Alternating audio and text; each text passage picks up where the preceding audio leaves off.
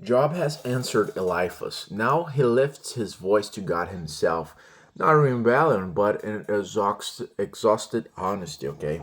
Job described life as hard service, endless toil, nights without rest. He can't sleep, his body's broken, time drags. Suffering distorts time, days crawl, nights torment, okay? Job reflects on mortality. Life passes like a waver shuttle. It's a breath, and it vanishes and it does not return. He's not denying resurrection theology here. He's describing how final suffering feels. Lament speaks from experience, not systematic doctrine, okay? So then Job resolves to speak plainly.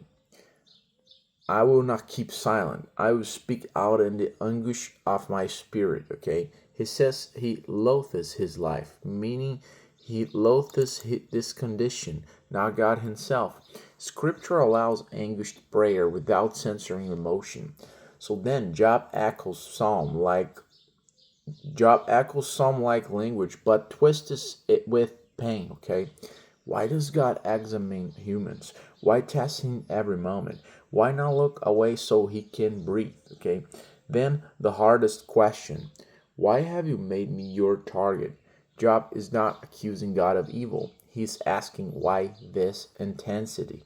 He ends with a plea for forgiveness, a recognition of mortality, fear that relief may come too late.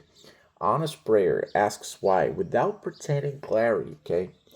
So then the first lesson is of this chapter: suffering changes how time feels. Second lesson: lament describes life as it feels, not as it should be. Third lesson: God invites honest speech, not silent endurance. Fourth lesson: feeling watched can feel unbearable in pain. Fifth lesson: prayer can include confusion and protest. In summary, this chapter, Job turns directly to God, describing life as exhausting, fleeting, and painful.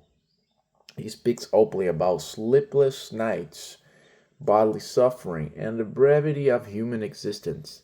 Refusing to stay silent, Job questions why God scrutinizes him so intensely and pleads for relief before death overtakes him. The chapter models raw, honest prayer, faith that speaks to God even when answers are absent.